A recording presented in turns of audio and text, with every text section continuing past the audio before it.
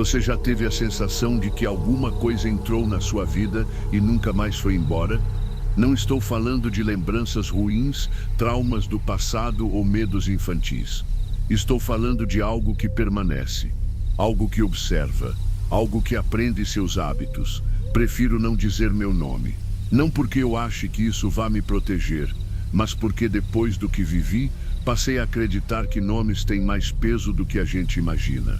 O que vou contar aconteceu comigo há pouco mais de um ano, mas os efeitos continuam até hoje. E sempre que lembro, sempre que falo sobre isso, tenho a estranha sensação de que estou chamando a atenção de algo que preferia continuar esquecido. Moro sozinho em um apartamento pequeno, em um bairro comum. Nada isolado, nada abandonado, nada que você apontaria no mapa como um lugar estranho. Sempre achei que coisas ruins só aconteciam em locais afastados, casas antigas, estradas desertas. Eu estava errado.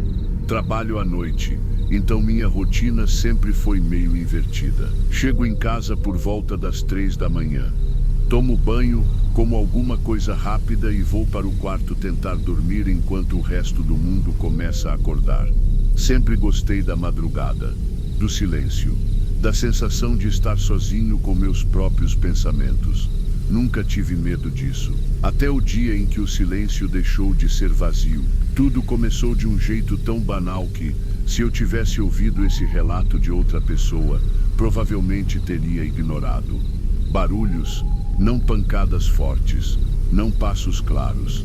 Eram sons sutis, quase tímidos. Pequenos estalos, leves arranhões, como se alguém se movesse dentro do apartamento com cuidado demais para não ser percebido.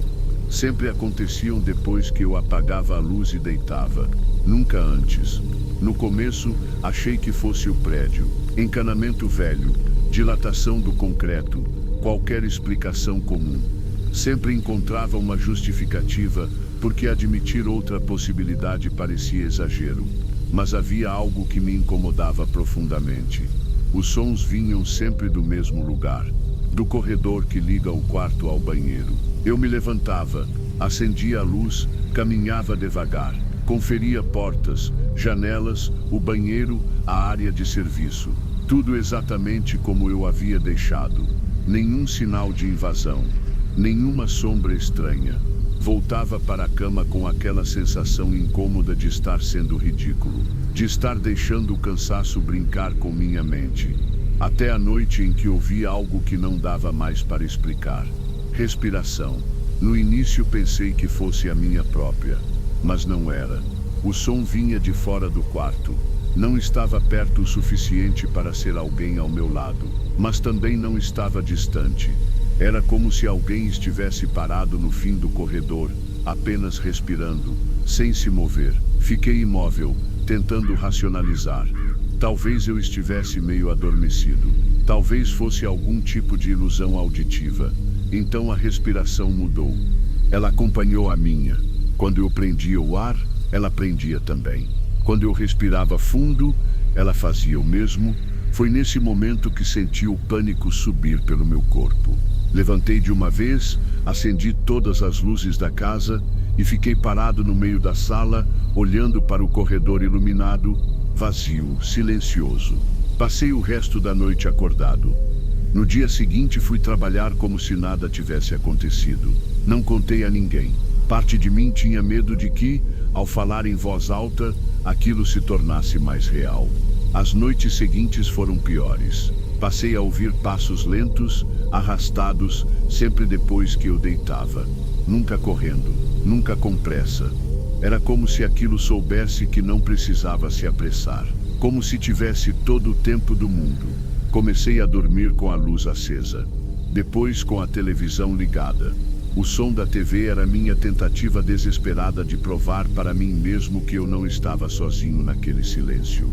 Mesmo assim, a sensação de estar sendo observado nunca ia embora. Passei a notar detalhes estranhos durante o dia. Objetos levemente fora do lugar. A porta do guarda-roupa que eu tinha certeza de ter fechado, agora entreaberta. O espelho do banheiro embaçado, mesmo sem ninguém ter tomado banho. Sempre havia uma explicação. Mas todas elas exigiam que eu acreditasse que estava ficando distraído demais. Foi então que os sonhos começaram. Eu sonhava que acordava no meu quarto, exatamente como ele é. Mesma luz fraca entrando pela janela, mesmos móveis, mesmo silêncio. Mas no sonho eu não conseguia me mover. Meu corpo parecia pesado demais. Tentava mexer os dedos, as pernas, mas nada respondia.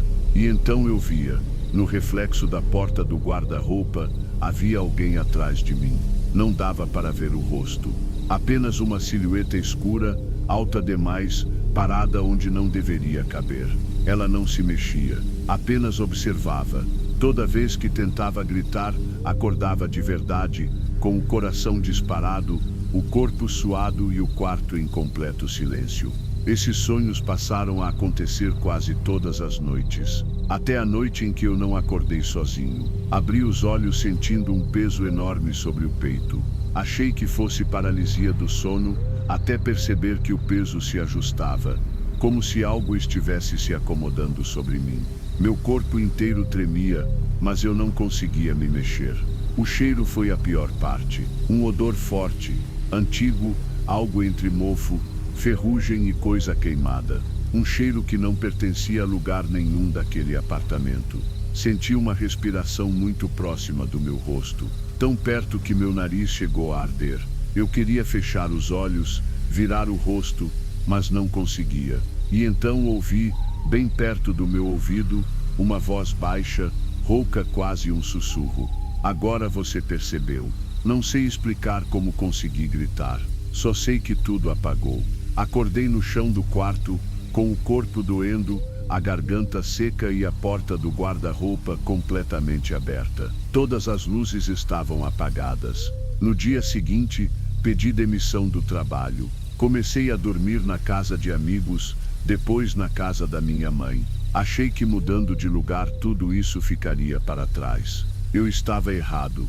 Onde quer que eu dormisse, os sonhos me acompanhavam. A presença me acompanhava. Uma noite, já na casa da minha mãe, acordei com ela me chamando, desesperada.